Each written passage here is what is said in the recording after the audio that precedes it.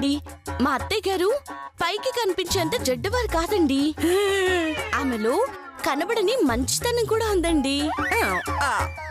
అవునవును, నాకు ఈ మధ్య తెలిసింది. బతికిపోయావు.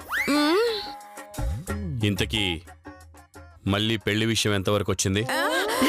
మీకు చెప్పలేదా అండి, మల్లికి పెళ్లి సంబంధం కుదిరింది. ఏంటి, మల్లికి పెళ్లి సంబంధం కుదిరిందా? ఎవరా అబ్బాయి?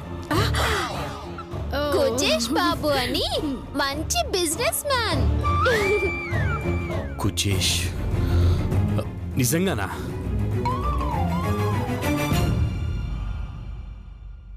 చాలా మంచి శుభవార్త చెప్పారు. ఇంతకీ ఆ కుజేష్ బాబు ఎవరు కొడుకు? గాడిద కొడుకు.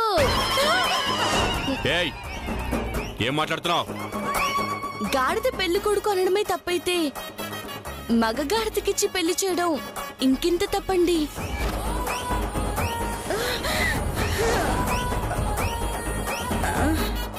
గాడిదకిచ్చి చేయడం ఏంటి?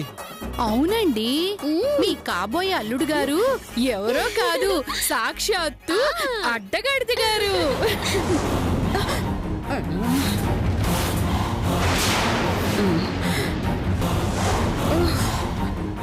అనసూయ, ఏంటి వీళ్ళు చెప్పేది?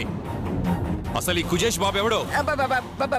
బాబు అంటే అది గాడిదేనండి.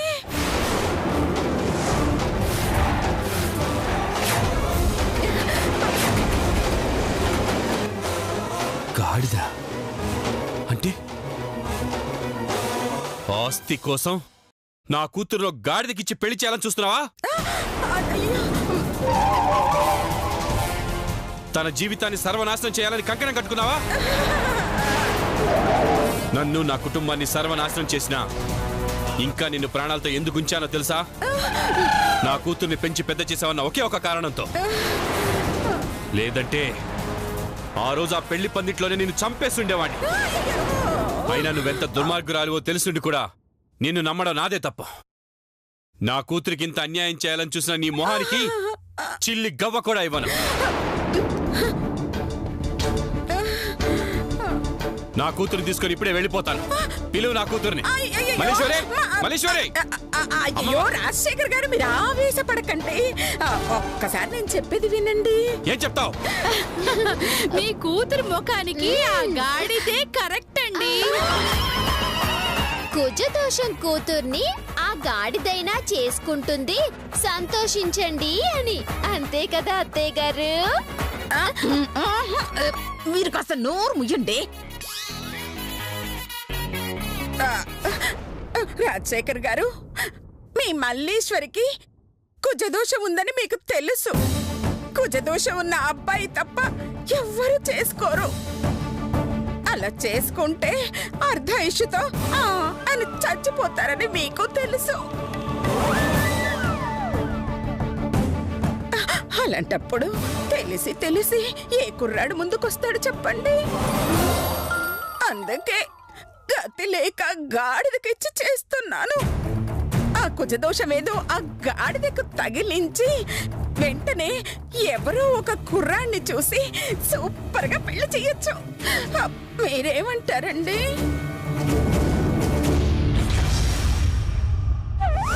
అంటే ఆ కుజదోషం పోవడానికే ఈ గాడిదకిచ్చి పెళ్లి చేస్తున్నారన్నమాట.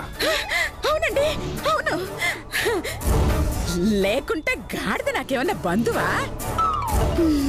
మళ్ళీ నిస్తే బంధువే అవుతుంది కదా అత్తయ్య గారు. చంపుతో చంపితే మల్లీశ్వరి విధవవుతుంది. పాపం అత్తయ్య గారు. అయ్యో, మీరు నోరు ముయ్యండి, ముయ్యండి. సరే సరే, నా కూతురు మంచి కోరి చేస్తున్నారు కాబట్టి వదిలేస్తున్నాను.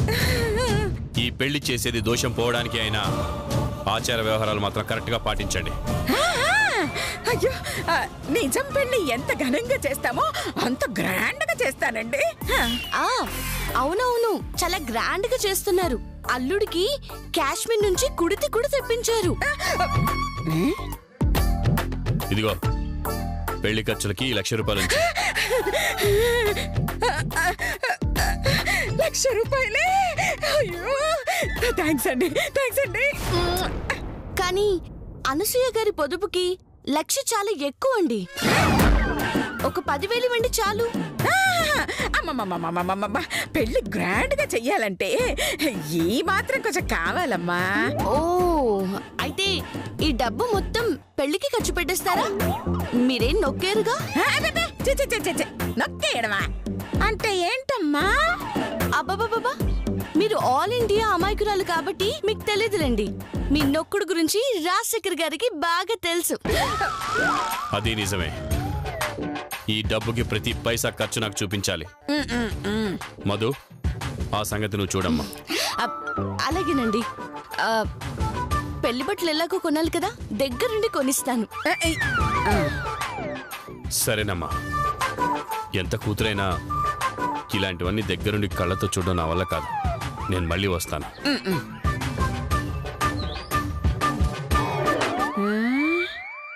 షాపింగ్కి వెళ్దామా అత్తయ్య గారు? అలాగే తల్లి, పదండి షాపింగ్కి వెళ్దాం. హ్యాండ్ బ్యాగ్ తీసుకొస్తాను. అలాగే. అలాగే మళ్ళీని కూడా తీసుకొస్తాను. అమ్మా మళ్ళీ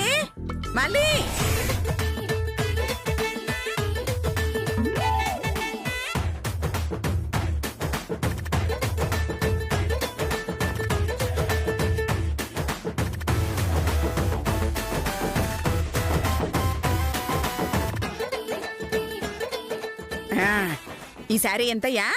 5,000 మేడం. 5,000?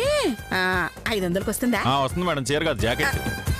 ఏం కావాలి మేడం? షర్ట్స్ చూపించండి. అలాగే. వద్దులే, నువ్వే ఉంచుకో. అదిగో చూడు. అమ్మ మళ్ళీ నీకు ఏ చీర నచ్చింది? ఇది మాకు నచ్చింది. మీరుండండి. అక్కడికి వెళ్ళాడేంటి? అమ్మ మళ్ళీ నువ్వు చూడాల్సింది ఇక్కడుందమ్మా. రమ్మా రా. అలవాట్లో పొరపాటు. వస్తున్నా ఆంటీ. ఏంటి మళ్ళీ మగవాళ్ళ బట్టలు చూస్తున్నావు?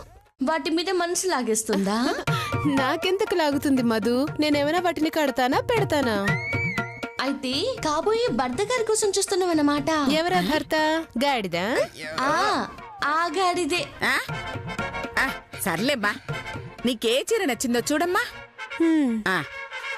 చూసుకో. ప్యాంట్లు షర్ట్లు సెలెక్ట్ చేసుకోవాల్సిన వాడిని ఇలా చీరలు సెలెక్ట్ చేసుకోవాల్సి వస్తుంది. అంతా నా కర్మ. అమ్మ మళ్ళీ ఈ చీర ఎలా ఉంది? బాగుందంటే బాగుందా? సరే అయితే వెళ్ళి ట్రయల్ చేసుకురమ్మా. వెళ్ళు. అలాగే. వెళ్ళు. మాకు ఆ చీర చూపించమన్నారా? అద్దా, చూపించయ్యా.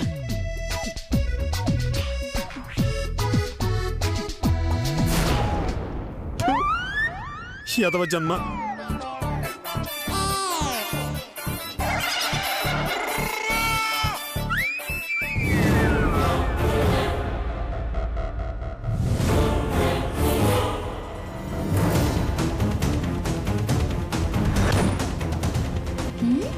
భలే దొరికారండి. చెప్తాం మీ పని.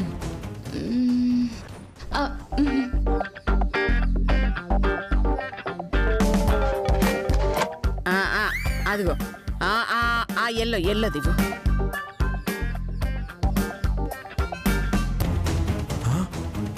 కరెంట్ పోయిందండి. బాగుందా? అది బాగుంది చూడండి. ఇటు పెట్టు.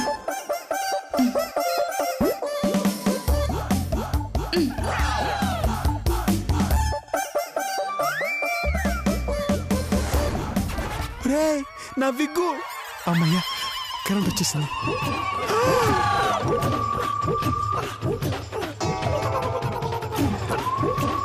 నా చీర, నా జాకెట్. అమ్మో, అమ్మ ఇచ్చిన చీర ఏమీ కనిపించట్లేదు. అమ్మో అయ్యో, ఇప్పుడు ఏం చేయాలి? ఎరా రే, ఇక్కడ కూడా దొంగలారా? కరెంటు పోయి వచ్చే లోపల దొబ్బేశారా? ఒకసారి డోర్ ఓపెన్ చేసి చూద్దాం.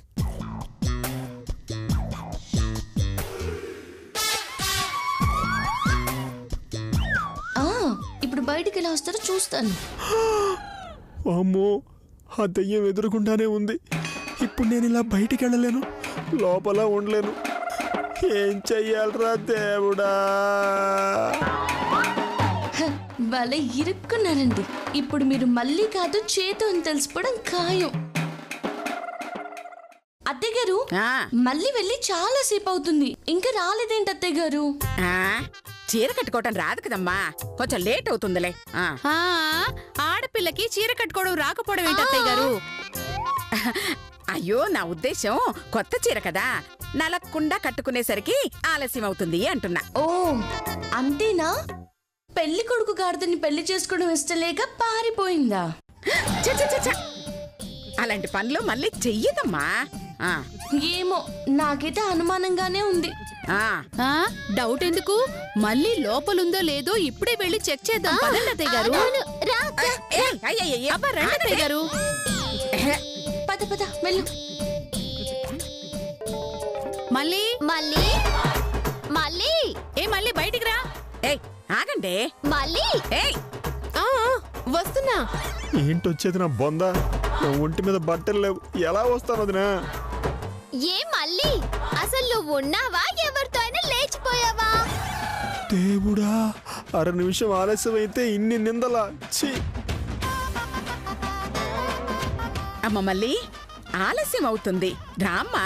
నేను బయటికి రాలేనమ్మా, నీతో ఎలా చెప్పాలో అర్థం కావట్లేదు. నేను చెప్పానా మళ్ళీ జంప్ అని? అమ్మో, పెళ్ళిష్టం లేక నిజంగానే పారిపోయాడా ఏమిటి? మళ్ళీ మళ్ళీ మళ్ళీ మళ్ళీ మళ్ళీ అమ్మ మళ్ళీ మళ్ళీ మళ్ళీ అయ్యో,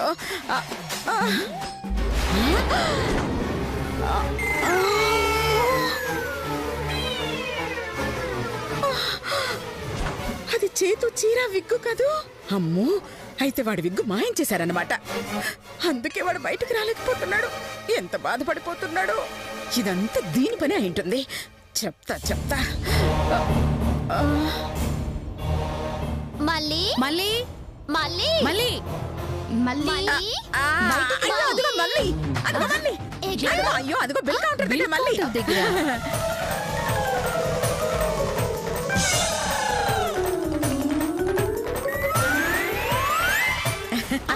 మాకెక్కడ కనిపించట్లేదే. అయ్యో ఛీ, అయ్యో నాకు కూడా కనిపించట్లేదే. మరి మళ్ళీ అన్నారు? అయ్యో, అంటే మీరందరూ చూస్తారా చూడరా అని అలాగా అన్నాను. ఓహో, మా చూపు మళ్ళించారంటే ఈ గ్యాప్ లో ఏదో చేశారన్నమాట. మళ్ళీ డోర్ తీస్తావా లేదా పగలగొట్టమంటావా? అయినా అది ఉంటే కదా తీయడానికి. ముందు లేదు నేను తెలుస్తాను, ముందు నువ్వు ఇట్రా. మళ్ళీ మళ్ళీ పక్కలు కొట్టే మళ్ళీ మళ్ళీ మళ్ళీ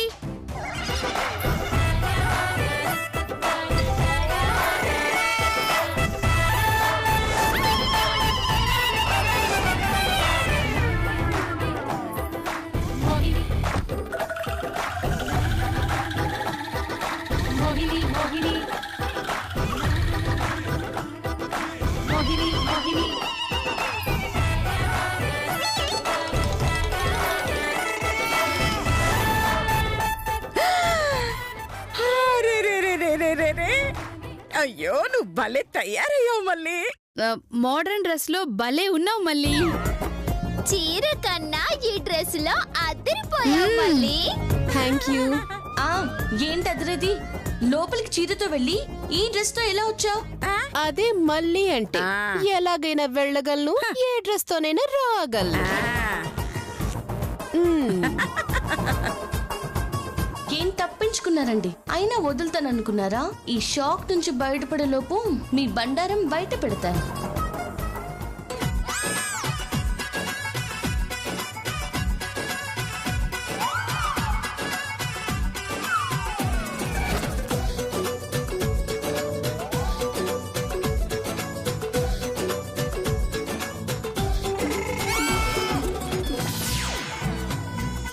పదండి పదండి.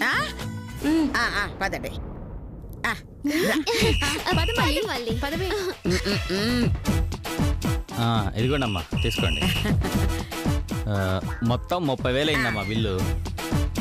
ఆయన 1,00,000 రూపాయలు ఇస్తే దాంట్లో 30,000 ఖర్చు పెట్టారేంటండి? అదా ఇంకా కొనాల్సినవి చాలా ఉన్నాయి కదమ్మా, అప్పుడు ఖర్చు పెడతానులే. ఆ. అమ్మో! డబ్బులు, నా డబ్బులు, నా డబ్బు, అయ్యో నా డబ్బులు పోయాయి. అయ్యో అదేంటండి మీ పర్సులోనే ఉండాలి కదా. అది నాకు అర్థం కావట్లేదు. ఇప్పుడు ఈ బట్టలు ఇమ్మంటారా వద్దా? డబ్బులు లేకుండా ఇస్తే తీసుకెళ్తాం. మాకు అంత దూరతలేదులే మయాలండి. సరే పదండి. అయ్యో మళ్ళీ వేసుకున్న బట్టలకి బిల్లు కట్టాలి కదా అత్తయ్య గారు. ఏం బుక్ చేసింది ఇది? అవునవును, ఈ బట్టలు మా అయ్యే కదా. ఈడు బిల్లు ఎవరు కడతారు? మళ్ళీ వచ్చినప్పుడు కడతాం కదా. అలాగే అలాగే, మళ్ళీ వచ్చేంత వరకు మిమ్మల్ని నేడే ఉంచాలండి. ఇదిగోండి, కావాలంటే ఇక్కడుండే వాళ్ళని ఎవరినైనా మా ఇంటికి పంపించండి, డబ్బులు ఇచ్చి పంపిస్తాను. అదేం కుదరదు, డబ్బులు కట్టేంత వరకు కాలు బయట పెట్ట నేను. వీడు వదిలేటట్టులేడు. ఏదో ఒకటి చేయకపోతే చేతు దొరికిపోతాడు. ఏం చెయ్యాలి?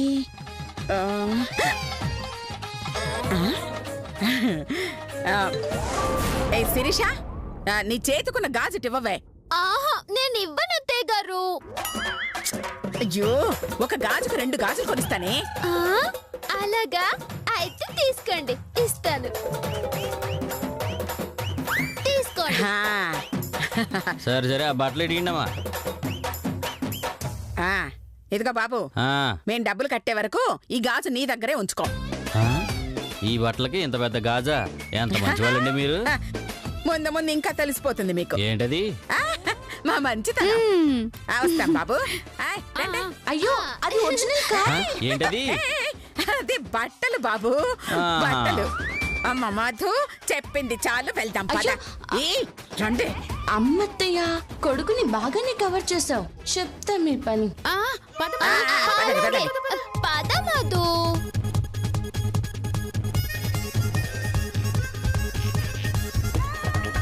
అత్తయ్య గారు, ఏంటే? నాకు ఆకలేస్తోంది అత్తయ్య గారు. ఆకలా? లోపల చూసారు కదా, బిల్లు కట్టడానికి డబ్బులు లేవు. అదంతా నాకు తెలీదు. మనం బయటకు వచ్చా హోటల్కి వెళ్ళి భోజనం చేయాల్సిందే. హోటల్కి ఎందుకే? డబ్బులు దండగా ఇంటికెళ్ళాక సాంబార్ వండి పెడతాను నేను. మీ తొక్కలో సాంబార్ నాకేం అక్కర్లేదు. హోటల్కి వెళ్ళాల్సిందే, రండి. ఉండవే, అక్కడ ఇంటికెళ్ళి డబ్బులు తీసుకొని మీ మొగులను కూడా తీసుకొని వద్దాం, బాగా తినేసొద్దాం. నిజంగానే మీ మీద ఒట్టు. సరే అయితే.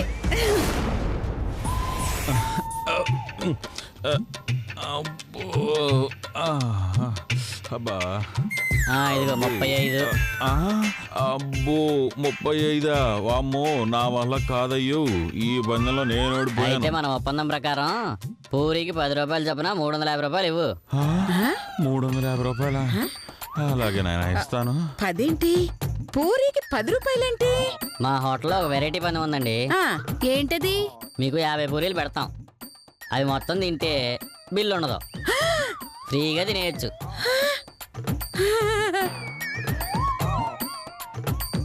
అంతేకాదు, పూరికి 10 రూపాయలు చొప్పున గిఫ్ట్ మనీ ఇస్తాం. అలా 50 పూరీల్లో ఒక్క పూరి మిగిలినా మీరు తినలేకపోయినా ప్రతి పూరికి 10 రూపాయలు చొప్పున మీరు కట్టాల్సి వస్తుంది మాకు. అంటే 50 పూరీలు తింటే ఫ్రీ అన్నమాట, లేదంటే ఒక్కొక్క పూరికి 10 రూపాయలు అన్నమాట, అంతే కదా? అవును. ఈ పందెం ఏదో బానే ఉందే. ఈ పందెంలో మేము పాల్గొనొచ్చా? అమ్మో, ఈ పందానికి మీరిద్దరు అనర్హులు. ఎందుకు పాల్గొకూడదు? మా పందెం రూల్ ప్రకారం లావుగా ఉన్న వాళ్ళను, బాగా ఎత్తుగా ఉన్న వాళ్ళని మా పందెంలోకి రానివ్వం.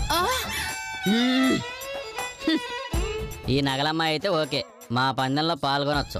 మా వల్ల కాదు. అత్తయ్య గారు, నేను పాల్గొంటాను. తినగలవా? అసలు 1 కాదు 2 కాదు, 50 పూరీలు. ఒకటి మిగిలిన ఒక్కొక్క దానికి 10 రూపాయలు చొప్పున కట్టాలి.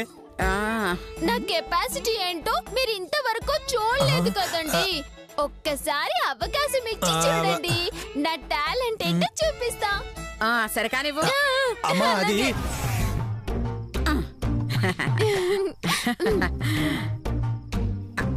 ఇదిగో మాకు రెండు మాత్రం పెట్టు. అలాగే మేడం. పందెంలో పాల్గొనేది ఇది, దీనికి పెట్టు. ఇదిగో 5. 5. ఏమే ఆలోచించుకోవే.